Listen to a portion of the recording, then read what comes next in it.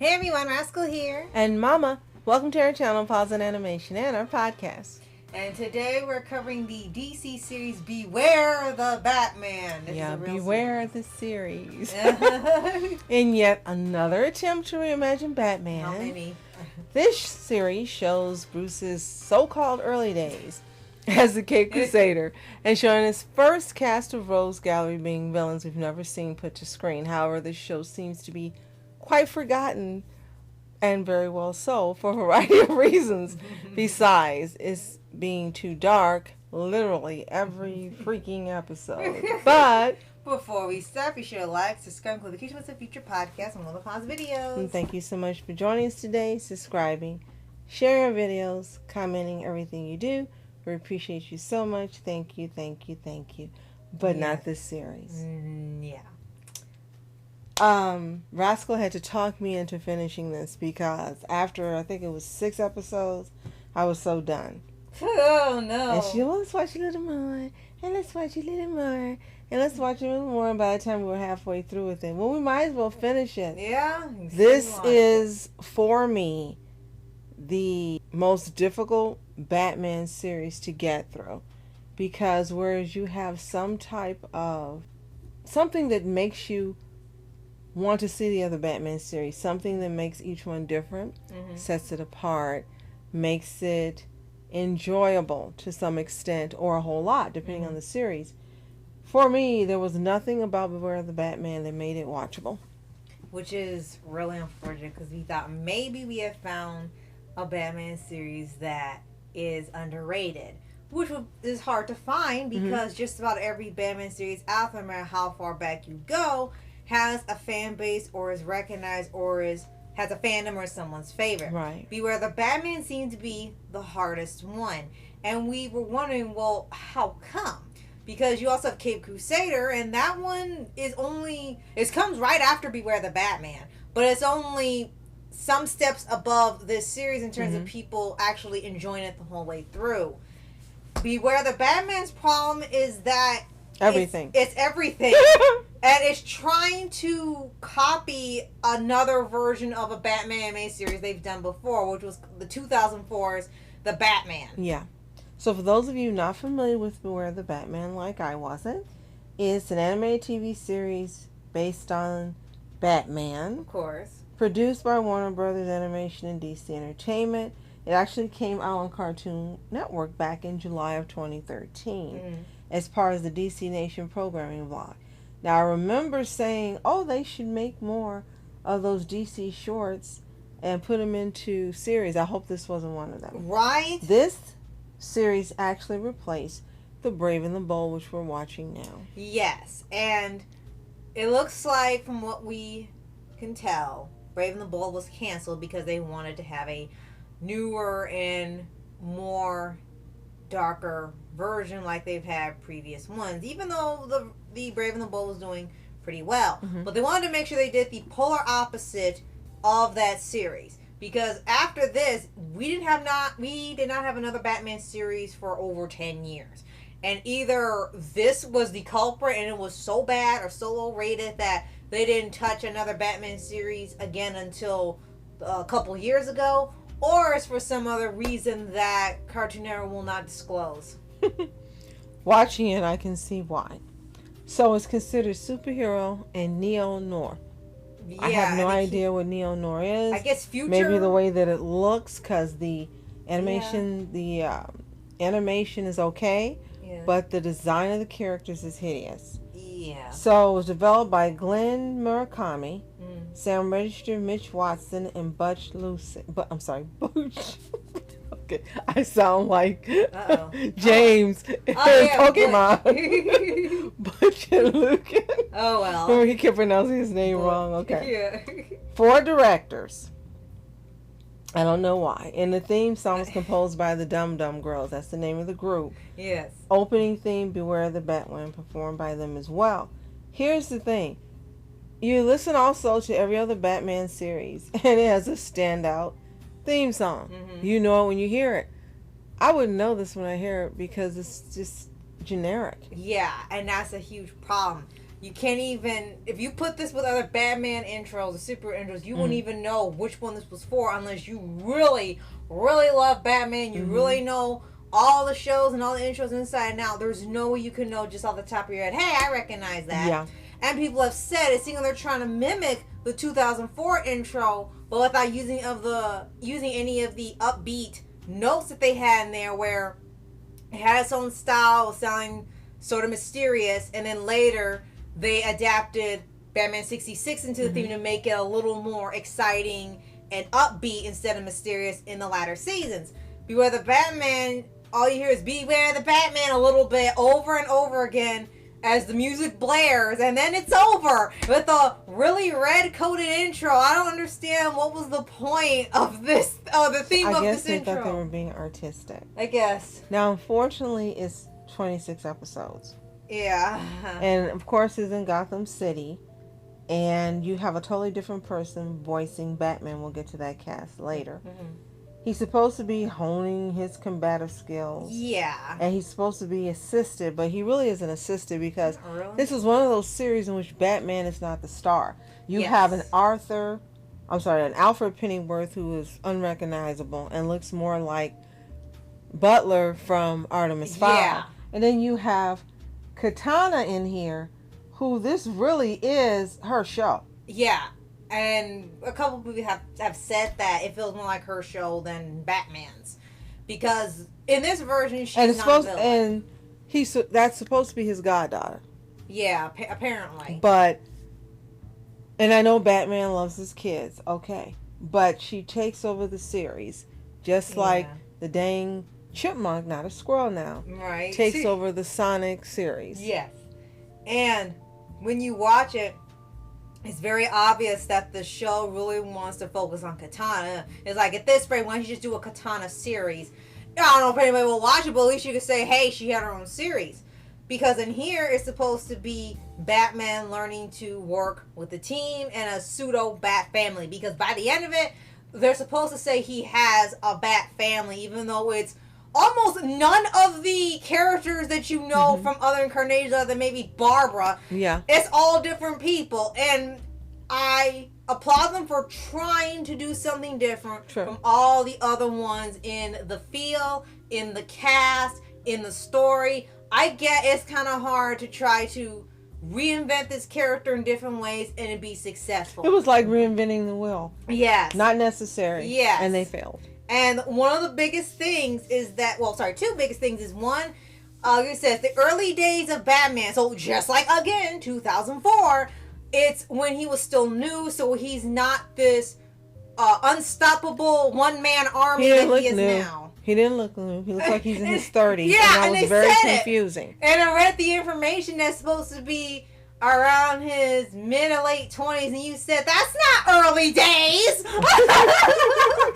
I guess his prime time is Batman Beyond and the rate 13. Yeah, this rate. He was in his prime at 80. What the heck? Come on, people. And the second thing would be, they use an entirely different cast of villains. And the only ones that you knew were, I think, Ra's al Ghul and Metamorpho, who kind of... And Killer Croc. And Killer Croc. That is it. The rest are ones they have not used in decades from the very, very early comics. Like they had Pig and Toad. They had Magpie. They had Humpty Dumpty. Yes, these are actual villains. They had Anarchy. And Tobias Whale, who's a Black Lightning villain, who's, I guess he's Batman's villain now. Yeah. And, again, it would have been great if they added these characters and brought them back from eons ago and gave them new life and they become new parts of the Rogues Gallery. That sounds like a great idea. But the problem is that every single one of them is unmemorable, missed potential, or they're just copying an existing Rogues Gallery villain. None of them stood out in any way. They had potential. A couple of them had interesting powers, but then it doesn't focus on the powers whatsoever. So, when you first start watching it, and we try to make a rule, watch 3 episodes before we decide whether or not to continue. And 3 episodes was like torture for me. Oh. The first episode was so bad. I know the characters, before anyone points this out, are supposed to be drawn over the top. Where they're hideous. They're not even pleasant to look at. It's not even looking like Batman. But, that's neither here nor there. It could have looked like that, but being good to watch.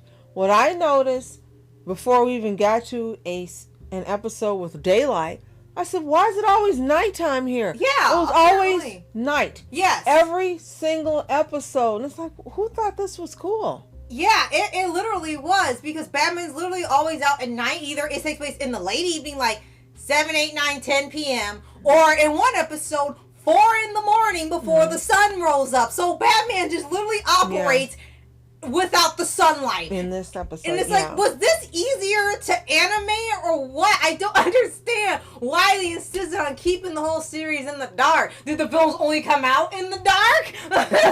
And this was like the beginning of let the woman take over. We're women. It was. So there's not, any type of misogynistic thing or something going on. We just like to see good characters, and we don't care whom they represent. Yeah. But here, first, as I mentioned, Katana takes over the series. And I understand, okay, Batman's her goddaughter. He probably trained her. Whoever else she was with, they trained her. But she takes over. She can even be Alfred. And Alfred looks like a linebacker, so this was a bunch of bull. She can be Batman, so no. Yeah. And then you have Magpie, who was one of the most irritating characters in this entire series. You didn't feel sorry for her. No. You didn't feel bad for her, which is odd because you hear her backstory, but she's so ingrained on you just want her to go away. And the couple of times she was in here, I wanted to turn off the episode. As soon as she got there, I don't want to see this. I don't want to see it. She has no personality, no sense, and it's like they were trying to have her take the place of Harley Quinn. Yes. We got Harley Quinn. We don't need that. Right, exactly. And you had some other woman that was part of she wasn't part of the Owl. She was a part of with Ra's al Ghul. Oh, a League of... Yeah, League of... Thank you. Yeah. And it was like, please stop. Why are these women just atrocious? None of them were likable. You weren't cheering for them. You didn't want them in it. They didn't make the series better. They were so poorly written that it's like they were a handicap to this series. Yeah. And even worse is that by the end, it teases a season 2 with Two-Face coming in. And it kind of suggests that they're going to have a mix of the new characters that they had pulled from season 1 and a mix of the rogues that you know from past iterations. And the problem here is that, again, the original rogues are going to outshine the new ones, even if it did continue. Because this thing got canceled because Target never didn't want it anymore. None of these villains stand out. They look like they should. They look like they really should stand out. And I know that's a tall order to ask because you've got these legacy villains part of the franchise. But these villains had nothing to them. None of them were memorable. None of them were interesting. All of them were just knockoffs of something else. And heaven forbid they show them doing actual villainy on screen because it's always like, oh, we saved them off screen. The boat didn't blow up. They saved them before the thing went off. It's like, the stakes aren't high if I can't see anything going on. They just refuse. It's like they didn't want to animate a lot of things. So much of it, because half the time, majority of the time actually is just Batman and or Katana at night fighting something, or Alfred, and talking and talking and strategizing and talking and talking. So much talking, no action. So much talking. And again, when it was action, Batman and the other men were getting their butts kicked by the women. So it was just like, this is, Yeah. It's the worst Batman series ever. And you didn't want to hate it. We didn't want to dislike it. We thought at some point it would find its footing. And the only time it got interesting was Ra's al Ghul's short arc. And then after that, it went back to being uninteresting. Yeah. It was just like, what was the plan here? Was there a mix-up? Did you change things multiple Yes, they times? did, because I read originally Anarchy was meant to be the main villain. Yeah. And then suddenly, again, it became Katana's show. Yeah. And then the woman, which the League of Villains woman, we'll remember shortly. I think her name is Lady Dragon. Yes. And she pops up. I said, what is she doing here? And Magpie stopped popping up. Yeah. And it was just bad. Yeah, I'm sorry. It's just no other way to put it. Is anybody listening that actually does love or enjoy Beware the Batman? We're happy you do. Yeah. Because we don't.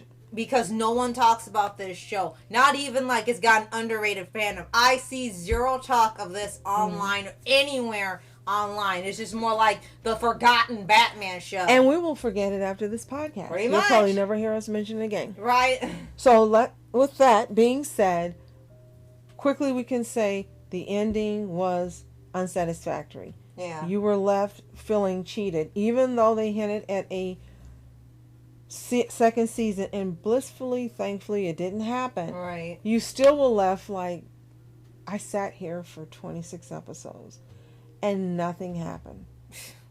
Nothing was resolved. Nothing was revealed. They even wasted Slade. Yes. They even wasted him by making him like Alfred was his father figure, and he was upset that Batman was his replacement son and all that. It's like, what is all this coming from? Who wrote this? Yeah. Just make him maniac like he was in Teen Titans. Leave it alone. No, so I hope that these people that wrote this don't write any other series. Sorry. And I'm sorry. I really hope they don't. So, main characters, as we mentioned, Bruce Wayne, Batman, voiced by Anthony Rivivar. And I hope I'm pronouncing the name correctly. Mm-hmm. He's known for playing Carlos Nieto on Third Watch and Alex Longshadow on Banshee. Yeah, and those are his big roles. Katana, or Tatsu Yamashiro, voiced by Sumali Montano. And she's hiding from the League of Assassins in this, but of course they find her. Alfred Pennyworth is voiced by J.B. Blanc. Mm-hmm. And in here he's a former MI6 agent that, again, looks like a linebacker. It doesn't work. And we read that he was supposed to be based on Sean Connery from The Untouchables. No, not at all. He was? Not at all. Okay. Commissioner Gordon, voiced by Kurtwood Smith, and this was a big surprise for me because I did watch that 70s show, and all I kept hearing was the dad for the first part, but once he got into it, I forgot about that. Yeah. The voice actors did a great job. We have no complaints about them. It was the content and material itself. Right. As you mentioned, the villains, you had Anarchy, voiced by Wallace Langham. League of Assassins, as you mentioned, Ra's al Ghul, voiced by Lance Reddick. Yes, and I was surprised to hear this must have been one of his other previous voice acting roles. And when we were discussing this and watching the show, they said voice actors were fine. They did their best with the material they're given. One last big hindrance to the show is that there is no humor whatsoever. Correct. It is taken seriously 24/7. One line was funny when Commissioner Gordon was talking to Barbara, and she really insisted that she help him. And she kept calling him Commissioner. And finally he just kind of lost his patience. He said, "You're my dad. You will call me Dad." And then an officer came in and said, "Dad, there seems to be a disturbance outside." He said, "That's Commissioner to you." And that is the only piece of humor in the entire series. Everything is taken completely seriously. And it's like, but look, even these other Batman series had some type of levity. There isn't any in this show. Not in here. Lady Shiva, voiced by Finola Hughes. Silver Monkey, James Remar. Cypher, no voice. No, he was silent. Slade Wilson, Deathstroke, voiced by Robin Atkin Downs. Wasted. Yes. Two-Face, Harvey Dent, Christopher McDonald, Professor Pig, I'm just going to give the villain names, Brian George, Mr. Toad, Udo Kier, Magpie, Grey DeLisle, Junkyard Dog, Carlos Alazarki, Doodlebug, Arif S. Kinchin, Phosphorus Rex, Craig Ellis, Humpty Dumpty, Matt L. Jones, Key, also voiced by J.B. Blanc, Killer Croc, Wade Williams, Matatoa, Michael Leon Woolley, and the Council.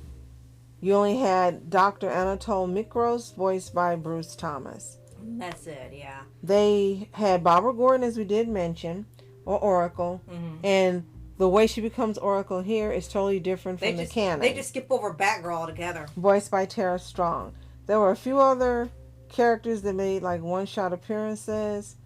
and too many to go on to, and a couple people did duplicate roles. I do want to mention too, Sapphire Stagg, voiced by Emmanuel Sharik, which I was surprised, and Dr. Bethany Ravencroft, voiced by Cree Summer. There was a comic series. Yeah, I'm not kidding. They tried to give this a comic? Yeah, based on this series that was put out, and clearly it flopped. it was written by Mike Barr, co-creator of the character Katana, Scott Beatty, Matt Manning, and Ivan Cohen. Too many people. Too many people, yeah. And the artwork was done by Luciano Vecchio and Dario Brazuela. So you had 6 volumes, and then you had, that took place in 2013. There was a DC Nation #2 where they premiered. And then you had Beware the Batman that came out in 2015, including issues 1 through 6. And from the DC Nation Free Comic Book Day Super Sale of Beware the Batman Teen Titans. Okay. There was also, unfortunately, an online game titled Gotham Streets. Okay. That was on Cartoon Network in 2014. That'd probably be a hassle to play. This series brings no joy. It is no joy. And even for people that are hardcore, where they want action and drama, you're not going to like this. You're going to be disappointed because you don't get the action and you don't get the drama. Right. You get a bunch of nothing. How do you know when it's over? When I turn it off. So with that being said, if you've seen Beware the Batman, let us know in the comments what you think. If you like it, tell us why. If you don't, do you agree with some of the things we said, or you have other reasons? And if you want to see it, we will highly advise you don't watch it. If you've never seen it, we recommend pass. There's plenty of other Batman series to watch and enjoy. We highly recommend you don't waste your time on this one. Right. And us being huge Batman fans, our #1 superhero for DC, we say do not watch this series. Yeah. Again, the voice cast was excellent. Everything else about the show sucks. Pretty much. Come back and please tell us you didn't watch it. If you haven't already, subscribe for updates, book reviews for your anime series, anime shows, and all things animation. Absolutely. Thank you so much for joining us today, subscribing, and sharing our videos. We appreciate you so much. As always, you are our specials. Thanks for watching Mask Entertainment. And Mom Entertainment. Have a toontastic day. Peace.